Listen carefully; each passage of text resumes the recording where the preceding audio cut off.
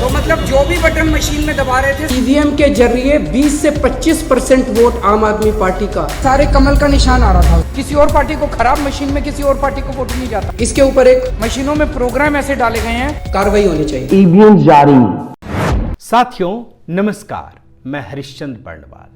अभी आपने केजरीवाल के जो शब्द सुने उससे आपको कई पिछली घटनाएं याद आ गई होंगी, क्योंकि 2022 के इस चुनावी दौर में इन बातों का बहुत महत्व है। आज से 5 साल पहले 2017 के पंजाब चुनाव के समय परिणाम के आने के पहले केजरीवाल ने मीडिया में अपने लिए खूब माहौल बनाया था, लेकिन जब उन्हें हार मिली थी तो उन्होंने क्या कहा था ये आपको आज जरूर सुनना चाहिए। कई सारे लोगों का कहना है अकाली दल को और भाजपा के गठबंधन को मुश्किल से 5-6% वोट मिलना था। एक शक पैदा होता है कि कहीं ईवीएम के जरिए 20 से 25% वोट आम आदमी पार्टी का अकाली दल और भाजपा के गठबंधन को ट्रांसफर तो नहीं कर दिया गया। 2017 के चुनाव में भी केजरीवाल ने माहौल बनाया था कि जनता बदलाव के नाम पर वोट कर रही है, लेकिन हम सबको पता है कि बदलाव के नाम पर उस समय कांग्रेस की सरकार बनी थी और अब मौजूदा दौर में जो एग्जिट पोल है वो साफ इशारा कर रहे हैं कि पंजाब में बदलाव का एक दौर चल रहा है और इस बदलाव का संकेत आम आदमी पार्टी की तरफ है। अब आप हर चैनल का एग्जिट पोल देखिए, उसमें तो यही संकेत आ रहा है। बल्कि मैं आपको टुडेज चाणक्य का एग्जिट पोल देखिए तो इसमें पंजाब की 117 सीटों में से आपको 100 सीटें तक मिलने का संकेत दे रहा है। आप सारे एग्जिट पोल देख लीजिए, सब में केजरीवाल की पार्टी पंजाब में बहुमत हासिल करती हुई दिख रही है और बाकी पार्टियां काफ़ी दूर हैं बहुमत से। ऐसे में केजरीवाल के खासम खास राघव चड्ढा की खुशी का ठिकाना नहीं है। आप उनका एक छोटा सा बयान सुन लीजिए। ये चुनाव बदलाव का चुनाव था और आज के एग्जिट पोल के नतीजे ये दिखाते हैं कि पंजाब के लोगों ने अरविंद केजरीवाल जी और भगवंत मान साहब की जोड़ी को गले लगाया है। आज राघव चड्ढा और केजरीवाल की इस खुशी में ईवीएम पर दोषारोपण नहीं किया जा रहा है, चुनाव आयोग पर कोई आरोप नहीं लगाया जा रहा है और प्रधानमंत्री मोदी पर यह भी आरोप नहीं लगाया जा रहा है कि संविधान खतरे में है। क्या केजरीवाल के लिए यह देश एक दिन में ही बदल गया? क्योंकि जब हम केजरीवाल की पुरानी बातों को सुनते हैं तो ये प्रश्न उठना मन में बहुत ही स्वाभाविक है। आप भी केजरीवाल की इन पुरानी बातों को फिर से सुनिए। आपको मैं एक पुराना बयान सुनाता हूं। तो मतलब जो भी बटन मशीन में दबा रहे थे सारे कमल का निशान आ रहा था उसमें। केजरीवाल का एक बयान ये भी है, इसे भी आप सुनिए। तो मतलब जो भी बटन मशीन में दबा रहे थे सारे कमल का निशान आ रहा था उसमें। आपने देखा केजरीवाल का ईवीएम पर 3 बयान आपने सुन लिया है। एक और बयान मैं ढूंढ कर लाया हूं।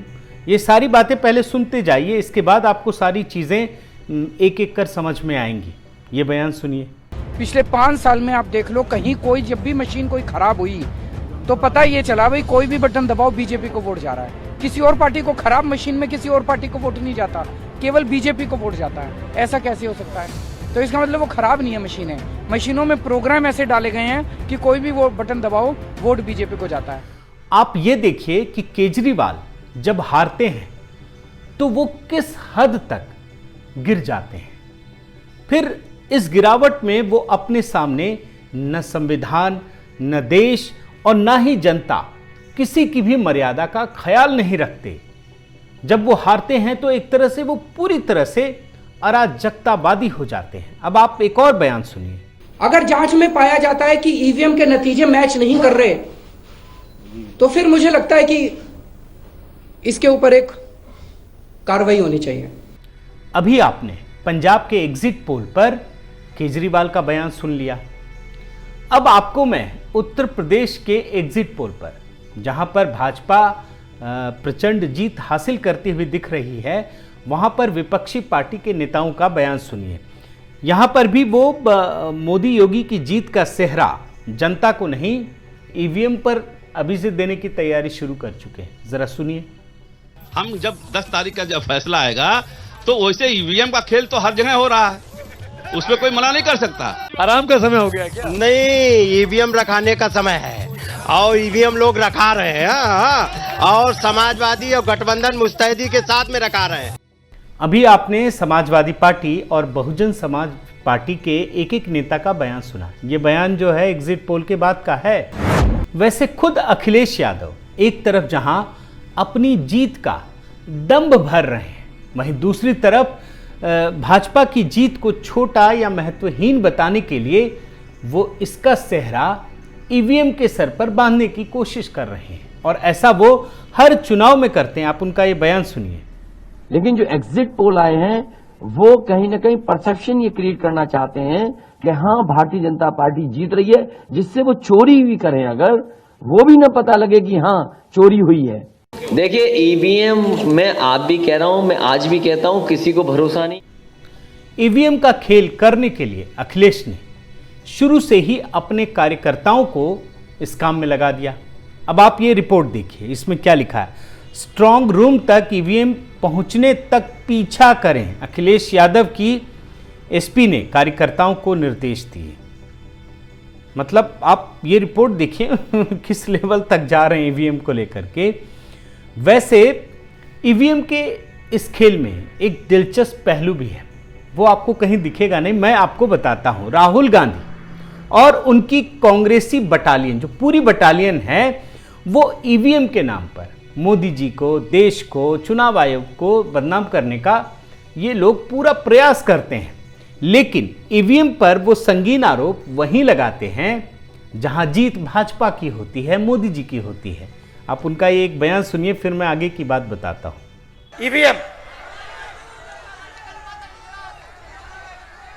उसका नाम ईवीएम नहीं है, उसका नाम एमवीएम है, मतलब मोदी वोटिंग मशीन।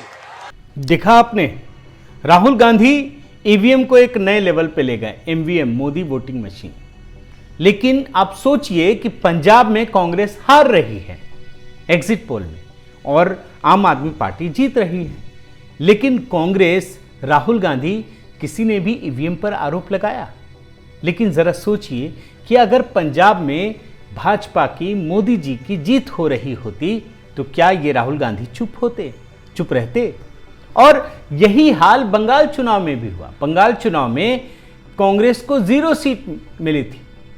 ममता बनर्जी प्रचंड जीत उसने हासिल किया, लेकिन राहुल गांधी ने, कांग्रेस ने एक भी सवाल खड़ा नहीं किया। ये सच्चाई है। अब ईवीएम को लेकर जो चीज़ें चल रही हैं उसमें ये पहलू आपको समझना चाहिए। अब ईवीएम की इस कहानी को थोड़ा आगे लेकर चलते हैं। आज जब उत्तर प्रदेश में एग्जिट पोल भाजपा के प्रचंड जीत की कहानी बयान कर रहे हैं, तो ऐसे मौके पर आपको मायावती का कुछ पुराना बयान सुनाता हूं, जो 2017 में भाजपा की बेजोड़ जीत पर हतप्रभ होकर उन्होंने दिया था। उनके पास इस बात का कोई तर्क नहीं था कि मुस्लिम भाजपा को भी वोट दे सकते हैं, और इसकी काट के लिए उन्होंने ईवीएम का सहारा लिया था। जरा उनका ये बयान सुनिए पहले आप। मुस्लिम बाहुल्य इलाकों में भी ज्यादातर वोट बीजेपी को ही चले गए हैं, जिससे इस आशंका को और भी ज्यादा बल मिलता है कि वोटिंग मशीनों को अवश्य ही मैनेज किया गया है। 2019 में भी जब मायावती के लिए सच्चाई तर्क से परे हो गई, तब भी उन्होंने अपनी हार की जो खीज है उसको मिटाने के लिए ईवीएम का ही टेक लिया था। आप देखिए उनका ये बयान सुनिए। जिस तरीके के नतीजे बीजेपी के पक्ष में, जैसा लोग सोच भी नहीं रहे थे कि ऐसा रिजल्ट आ जाएगा, तो ये लोगों के जहन के नीचे से, गले के नीचे से आसानी से नहीं उतर रहा है। प्रधानमंत्री मोदी के चुनावी चमत्कार को शरद पवार जैसे दिग्गज नेता भी समझ नहीं पाए, और उन्होंने इस चमत्कार को खारिज करने के लिए ईवीएम का ही बहाना बनाया।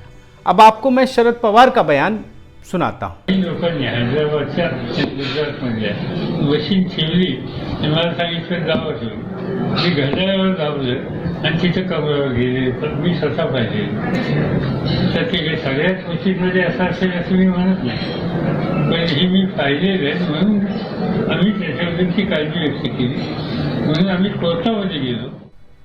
देश की विपक्षी पार्टी के नेता प्रधानमंत्री के राजनीतिक और चुनावी कौशल को स्वीकार करना ही नहीं चाहते। ऐसे में हर नेता उन्हें खारिज करने के लिए ईवीएम का ही बहाना बनाता है, उसी का सहारा लेता। आप ये बयान सुनिए।